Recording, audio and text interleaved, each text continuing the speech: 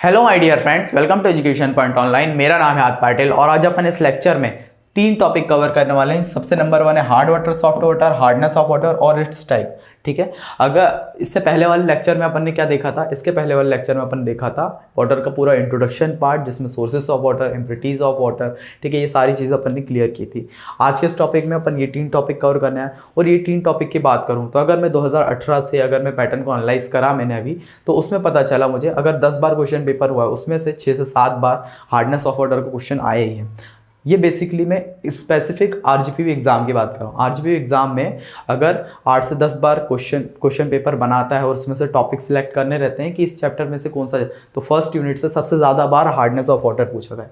इसका मतलब आज का जो ये लेक्चर है, ये जो टॉपिक है, ये बहुत ज़्यादा इंपॉर्टेंट हो जाता है। तो आई होप सो आप वीडियो में लास्ट तक बने रहेंगे और ये मेरी गारंटी है, मैं इस टॉपिक में आपको पूरे आपके इसके फंडे क्लियर कर दूँगा, जिससे आपको एग्जाम में बहुत अच्छे से ये टॉपिक लिख दें अगर एग्जाम में इसका क्वेश्चन आए तो। ठीक है, तो बिना टाइम वेस्ट के अपन डायरेक्ट वीडियो को स्टार्ट करते हैं। तो चलिए अब देखते हैं हार्ड वाटर क्या होता है। ठीक है, हार्ड वाटर का अगर सिंपल लैंग्वेज में आपको बताना चाहूँ तो अगर कोई वाटर है, ठीक है, वो सॉफ्ट सॉल्यूशन के साथ मिलता है और वो लेदर फॉर्म नहीं करता, उसको अपन हार्ड वाटर बोलते हैं। ये सिंपल 1 लाइन डेफिनेशन है और यही अपन को क्लियर करती है कि हार्ड वाटर और सॉफ्ट वाटर में क्या डिफरेंस है और हार्ड वाटर और सॉफ्ट वाटर क्या होता है। ठीक है, ये क्लियर हुआ। मैं आपको इमेजेस से थोड़ा अच्छे से क्लियर करता हूँ। जैसे अपना ये बीकर है, ठीक है, इसमें पानी के साथ जब सॉल्ट सॉल्यूशन को मिलाया गया, इसमें पानी के साथ जब सॉल्ट सॉल्यूशन को मिलाया गया तो इसने लेदर फॉर्म किया, मींस ये हार्ड वाटर नहीं है, ये कौन सा है, सॉफ्ट वाटर है। ठीक है, अगर वहीं हार्ड वाटर की बात करें तो जब हार्ड वाटर में सॉफ्ट सॉल्यूशन को मिक्स किया जाता है, जब हार्ड वाटर में सॉफ्ट सॉल्यूशन को मिक्स किया जाता है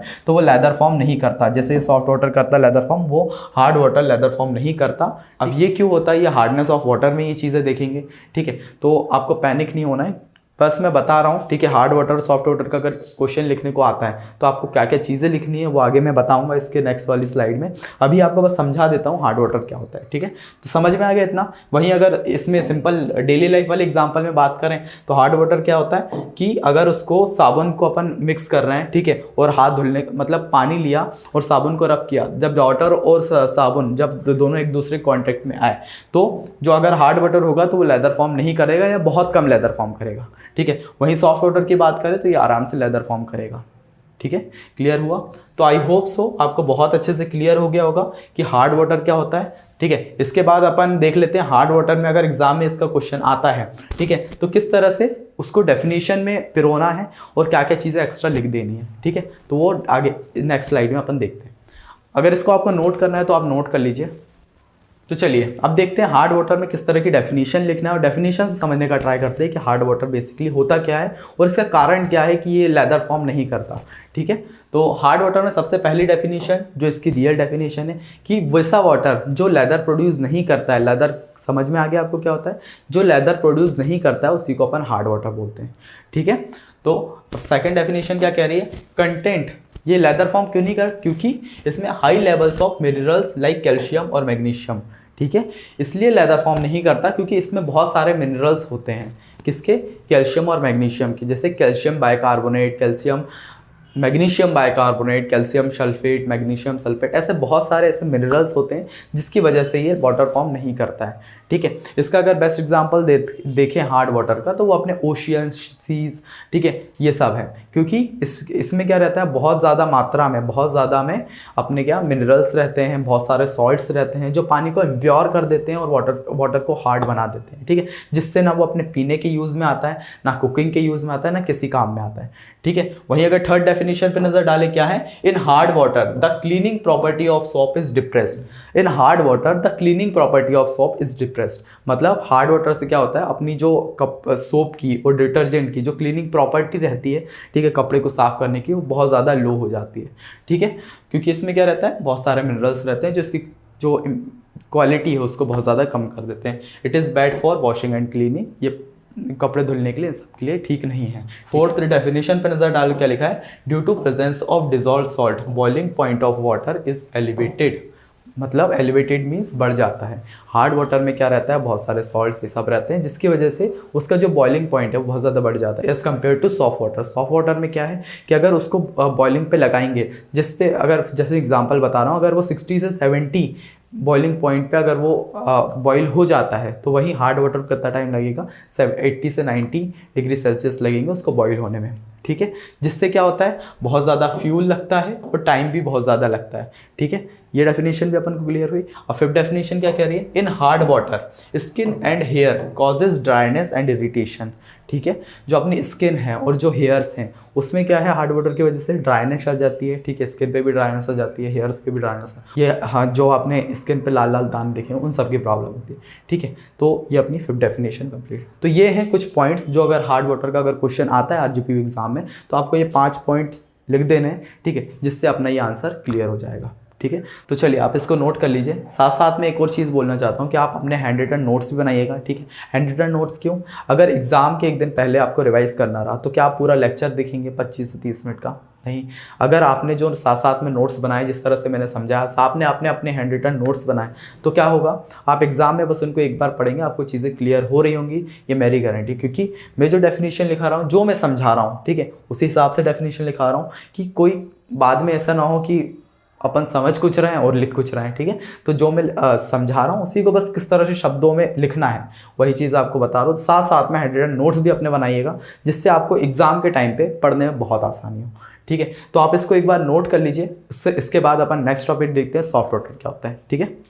तो चलिए अब देखते हैं आखिर सॉफ्ट वाटर क्या होता है, ठीक है। सॉफ्ट वाटर जो है वो हार्ड वाटर का बिल्कुल ऑपोजिट है। उसमें जो अपनी डेफिनेशंस लिखी थी सारी, ठीक है, उसकी ऑपोजिट डेफिनेशंस अपन को इसमें लिखनी है। एक बार समझ लेते हैं सॉफ्ट वाटर क्या होता है, उसके बाद उसकी डेफिनेशंस भी देखते हैं, ठीक है। सॉफ्ट वाटर बेसिकली वो वाटर होता है जो अगर सोप के साथ मिल जाता है तो वो लेदर प्रोड्यूस करता है। जैसे हार्ड वाटर लेदर प्रोड्यूस नहीं करता, बस सॉफ्ट वाटर लेदर प्रोड्यूस करता है। और सॉफ्ट वाटर और कुछ नहीं, जो अपन डेली लाइफ में वाटर को यूज़ करते हैं अपने घरों में खाने पीने के लिए और उसके बाद कपड़े वपड़े धुलने के लिए, जो एग्रीकल्चर हर चीज़ में यूज़ होता है वो अपना बेसिकली सॉफ्ट वाटर कहलाता है ना। तो जैसे अगर सॉफ्ट वाटर है एक बीकर में, अगर उसमें सॉफ्ट सॉल्यूशन को मिक्स किया जाता है तो वो लेदर प्रोड्यूस करता है, उसी को अपन क्या बोलते हैं, सॉफ्ट वाटर। वहीं हार्ड वाटर को देखेंगे तो अगर ये वाटर के साथ कांटेक्ट में आता है सॉफ्ट सॉल्यूशन तो ये कोई लेदर प्रोड्यूस नहीं करता है, बहुत कम लेदर प्रोड्यूस करता है। यही एग्जांपल ये रहा कि जब अपन हाथ धुलते हैं और लेदर प्रोड्यूस होता है उसको अपन सॉफ्ट वाटर बोलते हैं, जो अपने घरों में इन सब में यूज़ होता है। अगर हार्ड वाटर से अपन थोड़ा सा सोप को रब करेंगे तो क्या है, वो लेदर प्रोड्यूस नहीं करेगा, ठीक है। ये सारा आपको चीज़ समझ में आई है ना।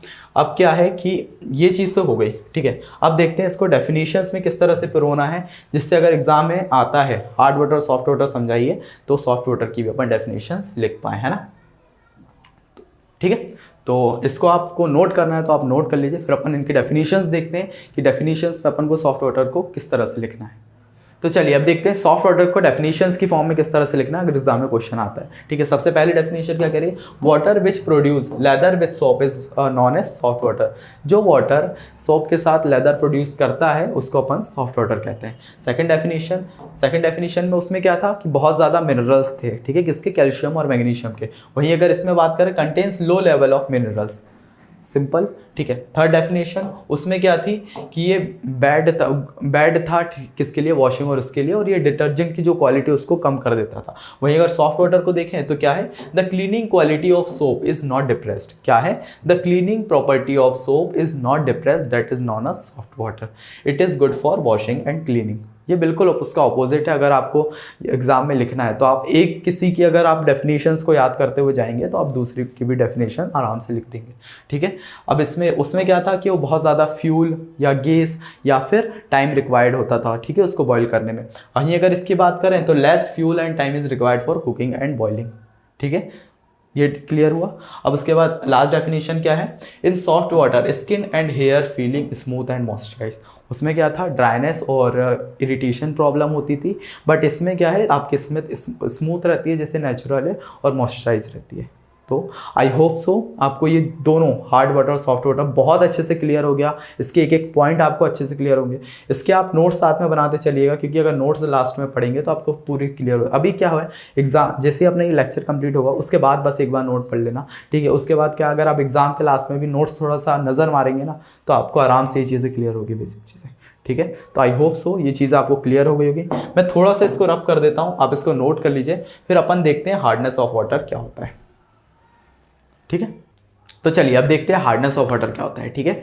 अगर इसको वन लाइन डेफिनेशन बोले तो क्या है, soap consuming capacity of water is known as hard water. ठीक है, क्या है, अब सोप को कंज्यूम करने की जो वाटर की कैपेसिटी होती है उसी को अपन हार्डनेस ऑफ वाटर। इसको अगर रियल लाइफ एग्जांपल से देखें तो वो कैसे समझेंगे, जैसे अपने पास ये वाटर है, ठीक है, अब अगर इसमें अपन सोप सॉल्यूशन को डालते हैं और इसको थोड़ा सा मिलाते हैं, ठीक है, अगर इसमें क्या होगा, अगर इसमें लेदर फॉर्म हो रही होगी, ठीक है, जिस तरह से अपन ने पीछे देखा था, क्या देखा था, 2 मिनट, हाँ, जैसे जब वाटर में अपन ने सोप सॉल्यूशन को डाला तो इसने लेदर फॉर्म किया, ठीक है, इससे क्या पता चलता है कि इस वाटर में जो हार्डनेस ऑफ वाटर है वो बहुत ज़्यादा कम है, ठीक है, और ये सॉफ्ट वाटर है जो अपने डेली लाइफ में जो खाने के लिए पानी पीने के लिए सबके लिए यूज़ होता है, ये वो वाटर है, ठीक है। वहीं अगर अपन ने एक पानी में अपन ने क्या किया, सॉफ्ट सॉल्यूशन डाला, ठीक है, और उसका लेदर फॉर्म नहीं हुआ या बहुत कम लेदर फॉर्म हुआ, तो उससे पता चलता है कि वो हार्ड वाटर है जो अपन कहीं पर भी यूज़ नहीं कर सकते, ठीक है। तो हार्डनेस ऑफ वाटर और कुछ नहीं, जो अपन ने हार्ड वाटर और सॉफ्ट वाटर पढ़ा था ना, ठीक है, तो वही चीज़ है कि अगर आपको पानी की हार्डनेस ऑफ वाटर पहचानने की कम है या ज़्यादा है तो उसके लिए अपन को यूज़ होता है, ठीक है। अब वो कैसे पता चलेगा, जब आप सॉफ्ट सॉल्यूशन उसका बन रहा है, बहुत ज़्यादा बन रहा है, तो उससे पता चल जाएगा कि हार्डनेस वाटर उस पानी की बहुत कम है।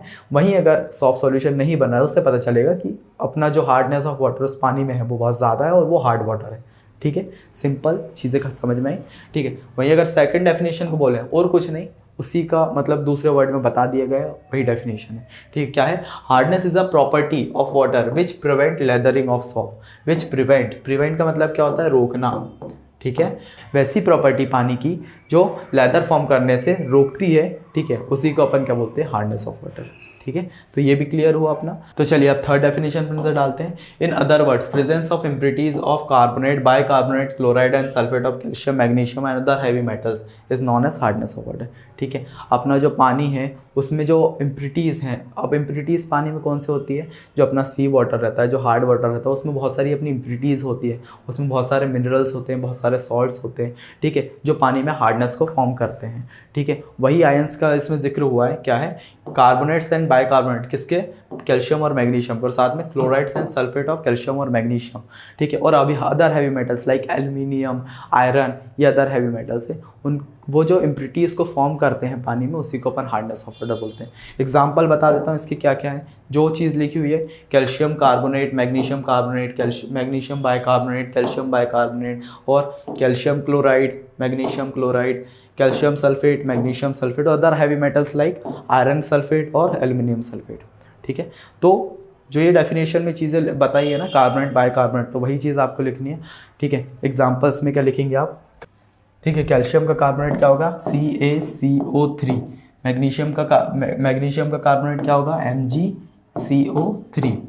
वहीं अगर कैल्शियम के बाइकार्बोनेट की बात करें क्या होगा, CaHCO3, ठीक है। और कैल्शियम का जो रहता है बैलेंस फैक्टर वो 2 रहता है, ठीक है। इसी तरह से आपको ये सारे एग्जाम्पल लिखने, एग्जाम्पल को याद करने की कोशिश मत किया। थर्ड डेफिनेशन आप क्या याद करेंगे कि पानी में जो प्रेजेंस ऑफ इम्प्योरिटीज रहती है, किस किस की, कार्बोनेट की, बाइकार्बोनेट की, क्लोराइड की, सल्फेट की, कैल्शियम, मैग्नीशियम और अदर हैवी मेटल्स जो रहते हैं उसमें, उसी को अपन हार्डनेस ऑफ वाटर बोलते हैं। एग्जाम्पल में बस आपको फिर ये सारी जो चीज़ें लिखी है इसको आप लिख देना है, ठीक है। मैं थोड़ा सा रब कर देता हूँ, ठीक है। उसके बाद आपको डायरेक्ट क्या करना है, ये एग्जाम्पल को नोट कर लेना है। उसके बाद आप देख लेते हैं कि कॉजेस ऑफ हार्डनेस क्या क्या है, ठीक है। किस वजह से पानी में हार्डनेस प्रोड्यूस होती है, प्रेजेंस ऑफ सम सॉल्ट्स, कुछ सॉल्ट्स हैं जिसकी वजह से अपने पानी में हार्डनेस प्रोड्यूस होती है। दो सॉल्ट्स आर मेनली कैल्शियम और मैग्नीशियम, जिससे अपनी आयन बने हैं, वही कुछ सॉल्ट्स हैं जो पानी में हार्डनेस को प्रोड्यूस करते हैं। और अडल्ट सॉल्ट्स लाइक क्या है, अपना आयरन, एल्यूमिनियम, ठीक है, और ये सेलेनियम, ये कुछ सॉल्ट्स हैं जो पानी में हार्डनेस को कॉज करते हैं, ठीक है। ये वाले जो सॉल्ट्स हैं, अदर सॉल्ट्स, इसको अपन नेग्लिजिबल कर सकते हैं कि ये बहुत कम मात्रा में होते हैं, ठीक है, बहुत कम में होते हैं। बस सबसे ज़्यादा जो पानी में हार्डनेस कॉज करते हैं वो है कैल्शियम और मैग्नीशियम के कुछ बाइकार्बोनेट्स को, जैसे ये लिखे हैं ना, calcium carbonate, magnesium bicarbonate, calcium bicarbonate, magnesium bicarbonate, ठीक है। और क्या है अपने, हाँ, calcium chloride, magnesium chloride, calcium sulphate, magnesium sulphate, ठीक है। बाकी ये जो अदर हैं इसका क्या है, आयरन सल्फेट और एल्यूमिनियम सल्फेट, ये बहुत कम मात्रा में, इसको अपन नेग्लिजिबल कर सकते हैं। पर ये कुछ सॉल्ट्स हैं जो पानी में हार्डनेस को कॉज करने में सबसे ज़्यादा योग्यता निभाते हैं, ठीक है। तो आई hope so hardness of water आपको क्लियर होगा। इतना सारा गुचड़ पुचड़ हो गया, मैं इसको थोड़ा सा रब करता हूँ, आप इन दोनों को नोट कर लीजिए क्योंकि ये सबसे ज़्यादा इंपॉर्टेंट क्वेश्चन माना जाता है, ठीक है। मैंने थोड़ा सा ज़्यादा उसको एलोबरेट करके किया, वो इसलिए क्योंकि अलग अलग तरीके से अगर मैं आपको बताऊँ तो आपको ज़्यादा अच्छे से क्लियर होगा, क्योंकि अगर एग्जाम में क्वेश्चन बनता है तो आपको याद ना करना पड़े, ठीक है। मैं उसी तरह से करवा रहा हूँ कि आपको ये सारे क्वेश्चंस को याद ना करना पड़े, जो चीज़ें मैंने समझाई हैं, ठीक है, जो चीज़ें मैंने बताई हैं वही अब मैं डेफिनेशन में पिरोऊँ, जिससे आप आराम से चीज़ों को लिख पाएँ। जैसे ये 10 डेफिनेशन लिखिए, हार्डनेस ऑफ क्वेश्चन का अगर क्वेश्चन आता है, हार्डनेस ऑफ वाटर का अगर क्वेश्चन आता है तो आपको ये तीनों डेफिनेशन एग्जैक्ट लिख देनी है, ठीक है। थोड़ा सा आप पढ़ेंगे चीज़ें समझ में आ जाएगी। उसके बाद क्या करिएगा, उसके बाद examples of hardness of water लिखिएगा, उसमें ये सारे एग्जाम्पल लिख दीजिएगा, ठीक है। उसके बाद कॉजेस ऑफ हार्डनेस में ये थोड़ा सा लिख देगा कि कुछ सॉल्ट्स जो रहते हैं, ठीक है, वो अपनी हार्डनेस को फॉर्म करने के लिए में सबसे ज़्यादा सहयोग निभाते हैं, जिसमें सबसे ज़्यादा जो यूज़ होते हैं वो है कैल्शियम और मैग्नीशियम के कार्बोनेट्स, बाइकार्बोनेट, क्लोराइड, सल्फेट, ये सारे जो हैं वो सॉल्ट्स यूज़ होते हैं, ठीक है। और अदर सॉल्ट्स भी यूज़ होते हैं, लाइक क्या होते हैं, आयरन, एल्यूमिनियम और कुछ और सॉल्ट्स हैं, बट ये बहुत ही कम नेग्लिजिबल कर सकते हैं इन सबको, सबसे ज़्यादा ये 2 कॉज, ठीक है। कॉजेस ऑफ हार्डनेस में ये चीज़ लिख दीजिएगा, ठीक है। तो इससे अपना hardness of water cheese complete हो जाएगी, ठीक है। अब देख लेते हैं टाइप्स ऑफ हार्डनेस, क्योंकि ऐसा हो सकता है, मैं क्वेश्चन का थोड़ा सा पैटर्न समझा देता हूँ। क्या बना सकता है कि हार्डनेस ऑफ वाटर बताइए, हार्ड वाटर, सॉफ्ट वाटर बताइए और टाइप्स ऑफ हार्डनेस बताइए, या उसकी यूनिट्स बता दिए। आज के इस लेक्चर में अपन क्या देख रहे हैं, hard water, soft water, hardness of water और टाइप्स ऑफ हार्डनेस, ठीक है। अगर आप एक पैकेज क्वेश्चन बनता है तो आप आराम से इस क्वेश्चन को टैकल कर लेंगे, ठीक है। ये अपन ने चीज़ देख ली। अब डायरेक्ट जंप करते हैं कि टाइप्स ऑफ हार्डनेस क्या क्या होती है। तो चलिए अब देखते हैं कि टाइप्स ऑफ हार्डनेस क्या क्या है, ठीक है। Types of hardness basically 2 type की होती है, फर्स्ट है टेम्पररी हार्डनेस, सेकंड है परमानेंट हार्डनेस। अब ये क्या वाला है, ठीक है। टेम्पररी हार्डनेस को अगर मैं सिंपल लैंग्वेज में आपको समझाऊं, अगर आप देखते हैं कि कोई पानी में हार्डनेस, जैसे मेरे पास ये पानी है, अगर मुझे पता चलता है कि इस पानी में हार्डनेस है तो मैं क्या करूँगा, इस पानी को बॉयल करूँगा, ठीक है, बॉयल करूँगा, और अगर वो हार्डनेस इससे रिमूव हो जाती है तो मैं मान लूँगा कि जो मेरे पानी में हार्डनेस थी वो कौन सी थी, टेम्पररी हार्डनेस। आया समझ में? सिंपल जो क्लियर इसका टॉपिक है वही चीज़ आपको बताइए, और यही चीज़ आपको एग्जाम में भी लिख के आनी है, ठीक है। वहीं अगर परमानेंट हार्डनेस की बात करें, second type of permanent hardness की बात करें, तो वो टाइप की हार्डनेस होती है अगर अपन पानी से उसको बॉईल करते हैं, ठीक है, पानी को बॉईल करते हैं, जिस वाटर में हार्डनेस है अगर उसको बॉईल करते हैं फिर भी वो हार्डनेस रिमूव नहीं होती है, उसको अपन क्या बोलते हैं, परमानेंट हार्डनेस। आया चीज़ें क्लियर हुई, ठीक है।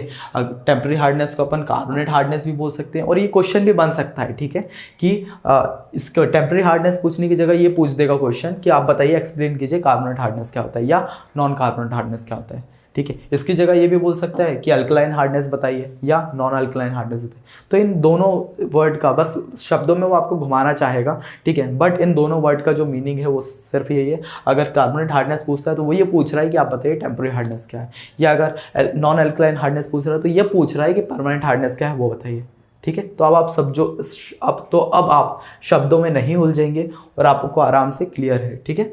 तो आयत समझ में, इसको अपन यही कहते हैं। और अगर टेम्पररी हार्डनेस के एग्जांपल की बात करें तो calcium carbonate, magnesium carbonate, calcium bicarbonate और मैग्नीशियम बाइकार्बोनेट, ये कुछ हार्डनेस है जो अपन की टेम्पररी हार्डनेस कहलाती है और जिसको अपन बॉइलिंग प्रोसेस से रिमूव कर सकते हैं, ठीक है। बट कुछ ऐसे मिनरल्स, आयंस हैं जिसको अपन बॉइलिंग ऑफ वाटर से रिमूव नहीं कर सकते। वो कौन से हैं, calcium chloride, magnesium chloride, calcium sulphate, magnesium sulphate और आयरन सल्फेट और एल्यूमिनियम सल्फेट। ये कुछ ऐसे सॉल्ट्स हैं, कुछ मिनरल्स, आयंस हैं जिसको अपन बॉइलिंग ऑफ वाटर की मदद से रिमूव नहीं कर सकते, वो अपने परमानेंट हार्डनेस के एग्जाम्पल कहलाते हैं, ठीक है। तो आप इसको नोट कर लीजिए, मैं थोड़ा साइड हो जाता हूँ, फिर अपन इनकी डेफिनेशंस देख लेते हैं कि आखिर टेम्पररी हार्डनेस और परमानेंट हार्डनेस को डेफिनेशंस में किस तरह से लिखें। तो चलिए अपन ने समझ लिया कि आखिर टेम्पररी हार्डनेस क्या होता है। मैं उसको डेफिनेशंस की मदद से थोड़ा सा आपको समझा देता हूँ जिससे आपको क्लियर हो जाए, ठीक है। The hardness of water which can easily remove by simply boiling of water is known as temporary hardness, ठीक है। टेम्पररी हार्डनेस क्या होता है, अगर सिंपल पानी को अपन बॉयल करते हैं और वो हार्डनेस रिमूव हो जाती है तो उसको अपन क्या बोलते हैं, टेम्पररी हार्डनेस। वही डेफिनेशन कह रही है, ठीक है। और इसको अपन क्या बोल सकते हैं, कार्बोनेट हार्डनेस, और इसको ही अपन अल्कलाइन हार्डनेस बोलते हैं, ठीक है। और इसको एक और डेफिनेशन इन अदर वर्ड्स क्या लिख सकते हैं, ड्यू टू प्रेजेंस ऑफ, जैसे हार्डनेस ऑफ वाटर में लिखा था कि बहुत सारे सॉल्ट्स इसमें प्रेजेंट रहते हैं, सॉल्ट्स की इम्प्योरिटीज, ठीक है, जिससे वो हार्डनेस ऑफ वाटर प्रोड्यूस करता है। वही इसमें लिखेंगे due to presence of carbonate and bicarbonate of calcium and magnesium. क्या है ये, 2 मिनट में आपको बताता हूँ। कार्बोनेट एंड बाइकार्बोनेट, ठीक है, ये अपना कार्बोनेट होगा, ये अपने बाइकार्बोनेट किसके, कैल्शियम के और मैग्नीशियम के, ठीक है, वही इसमें डेफिनेशन में भी लिखा है, due to presence of dissolve of carbonate and bicarbonate of calcium and magnesium is known as temporary hardness. I hope so आपको ये डेफिनेशंस तीनों क्लियर हो गई, टेम्परेरी हार्डनेस का कॉन्सेप्ट पूरा क्लियर होगा, हार्डनेस ऑफ वाटर भी क्लियर हो गया, ठीक है। तो इसको भी आप नोट कर लीजिए। फिर अपन देखते हैं कि हार्डनेस ऑफ वाटर को एक रिएक्शन बना के कि उसको रिमूव कैसे किया जाता है, ठीक है। मैं थोड़ा सा इसको रब कर देता हूँ, है ना। चलिए आप भी इधर हो जाइए, ठीक है, इधर आप भी चलिए, आप इसको नोट कर लीजिए, फिर अपन आगे बढ़ते हैं।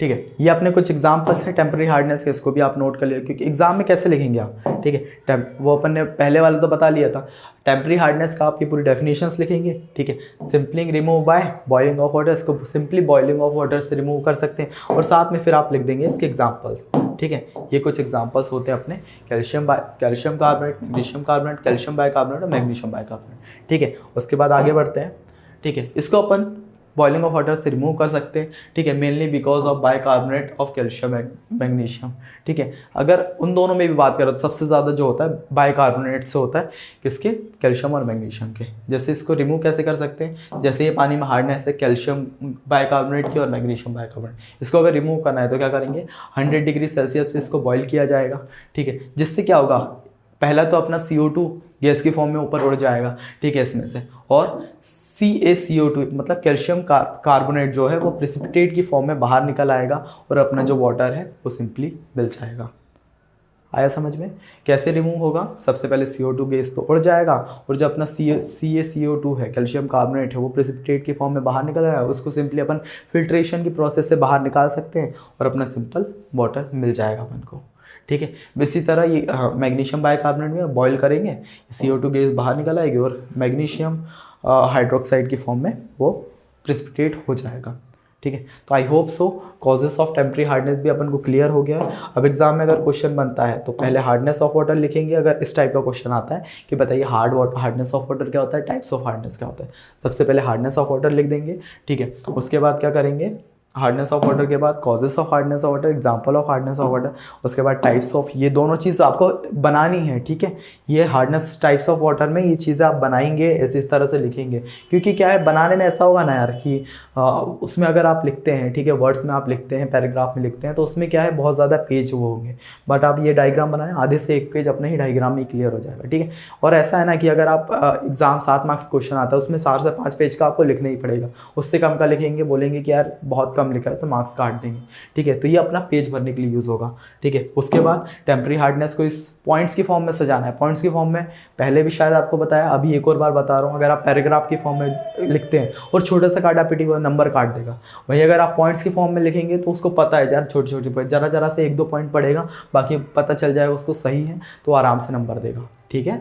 तो उस तरह से ही अपन टेम्परेरी हार्डनेस लिख देना, उसके बाद एग्जांपल्स लिख देना, उसके बाद कॉजेस ऑफ टेम्परेरी हार्डनेस में ये दोनों डेफिनेशंस, ये दोनों अपनी क्या है रिएक्शंस बना लिख देनी है, ठीक है। तो इसके साथ अपना टेम्परेरी हार्डनेस खत्म। अब चलिए अब देखेंगे अपन परमानेंट हार्डनेस क्या होता है, ठीक है। टेम्परेरी हार्डनेस में क्या होता था कि अगर पानी को अपन बॉईल करते थे तो उसकी हार्डनेस जो है वो रिमूव हो जाती थी, उसी को अपन क्या कहते हैं टेम्परेरी हार्डनेस। वही परमानेंट हार्डनेस की बात करें, परमानेंट हार्डनेस नाम से ही समझ में आ रहा है, अगर पानी को अपन बॉईल करते हैं उसके बाद भी अगर हार्डनेस उसकी रिमूव नहीं होती है, उसी को अपन क्या बोलते हैं परमानेंट हार्डनेस, ठीक है। जैसे क्या लिखा है definition, the hardness of water which still remain even after boiling of water, ठीक है। ये फिर भी रहती है पानी को बॉईल करने के बाद भी, इसमें जो पानी को बॉईल करने के बाद भी इसमें अगर हार्डनेस रहती है, उसी को अपन क्या बोलते हैं परमानेंट हार्डनेस। इसको अपन क्या बोलते हैं नॉन अल्कलाइन हार्डनेस भी बोल सकते हैं, और क्या बोल सकते हैं नॉन कार्बोनेट हार्डनेस भी, ठीक है। तो आई होप सो ये तीनों डेफिनेशन क्लियर हो गई है। उसमें जैसे डेफिनेशंस में क्या था कि बहुत क्या बोलते हैं due to presence of carbonate और बाइकार्बोनेट ऑफ कैल्शियम मैग्नीशियम, उसी तरह इसमें क्या है due to presence of dissolve of chloride and sulphate of calcium magnesium iron and aluminium is known as temporary hardness, is known as sorry ये क्या होगा अपना परमानेंट हार्डनेस। थोड़ी सी मिस्टेक हो गई थी, है ना, तो अपना ये परमानेंट हार्डनेस। ये क्या है, ये अपने एग्जांपल्स कैल्शियम का chloride, magnesium chloride, calcium sulphate, magnesium sulphate, iron sulphate और एल्यूमिनियम सल्फेट। यही चीज़ इसमें लिखी है कि इसमें कुछ आयंस मिनरल्स के कुछ आयंस डिजॉल्व होते हैं जो क्लोराइड सल्फेट ऑफ किसके कैल्शियम मैग्नीशियम आयरन और एल्यूमिनियम के, उसी को अपन परमानेंट हार्डनेस कहते हैं। ठीक है, तो आपको क्या करना है, सिंपल अगर इसका क्वेश्चन आए तो आपको ये चीज़ समझ आ गई। परमानेंट हार्डनेस वो टाइप की हार्डनेस होती है जो अगर पानी को बॉयल भी किया जाता है तो वो रिमूव नहीं होती, उसी को अपन परमानेंट हार्डनेस बोलते हैं। ठीक है, ये कुछ उसके एग्जांपल्स हैं, तो ये कुछ एग्जांपल्स है जो आप नोट करिएगा। ठीक है, उसके बाद आगे देखते हैं।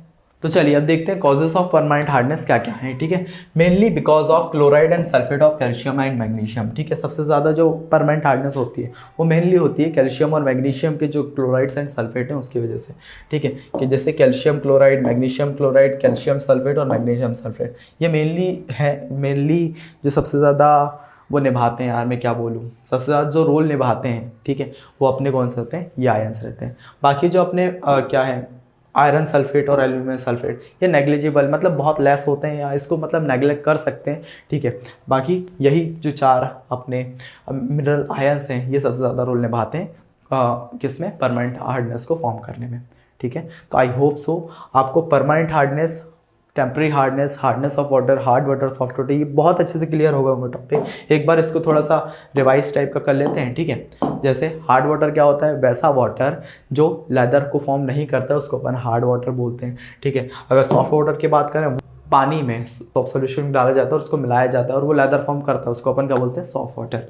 ठीक है, उसके बाद जैसे एग्जांपल है अपने सॉफ्ट वाटर के, ठीक है, कि अगर ये लेदर फॉर्म कर रहा है वो सॉफ्ट वाटर होगा। ठीक है, या ये क्या है, लेदर फॉर्म नहीं कर रहा या बहुत कम लेदर फॉर्म कर रहा है, वो हार्ड वाटर होगा। ठीक है, उसके बाद hardness of water, soap consuming capacity, और सोप को कंज्यूम करने की जो वाटर कैपेसिटी होती है उसको अपन हार्डनेस ऑफ वाटर कहते हैं। ठीक है, ये कुछ एग्जांपल्स है, कुछ डेफिनेशंस हैं। ठीक है, उसके बाद इसमें अपन को क्या करना है, एग्जांपल्स लिखने हैं और कॉजेस ऑफ हार्डनेस। उसके बाद क्या लिखना है, टाइप्स ऑफ हार्डनेस। ठीक है, टाइप्स ऑफ हार्डनेस में अपन ने ये चीज़ें बनानी है, इसके एग्जाम्पल लिखने हैं। उसके बाद टेम्पररी हार्डनेस को इस तरह से डिफाइन कर देना है। ठीक है, उसके बाद उसके एग्जाम्पल्स लिख देने हैं। उसके बाद कॉजेस ऑफ टेम्पररी हार्डनेस, ये सारी चीज़ें लिख देनी है। ठीक है, इसको आपको नोट करना चाहें तो आप इसको नोट कर लीजिएगा, मैं इसको थोड़ा सा रब कर देता हूँ। ठीक है, नोट कर लीजिएगा इसको।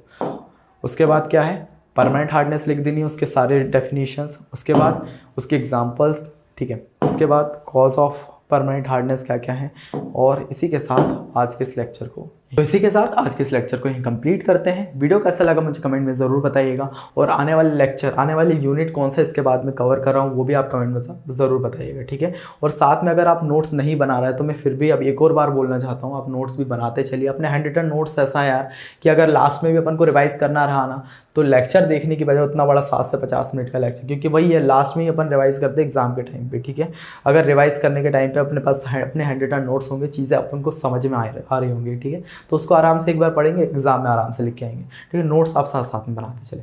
और एक और चीज़ मैं कहना चाहता हूँ यार कि अभी क्या है, फर्स्ट ईयर में है ना, तो थोड़ा सा क्या है, अपन को चीज़ों को बैलेंस करते हुए चलना है, क्योंकि फिर बाद में वही होगा यार, थोड़ा सा रिग्रेट टाइप का होगा, है ना। तो अपन को क्या केमिस्ट्री फिजिक्स का भी कोर्स अभी स्टार्ट होने वाला है। ठीक है, आप यूट्यूब पे सर्च करेंगे अपना फिजिक्स का भी स्टार्ट हो जाएगा। ठीक है, और भी हैं ED M2।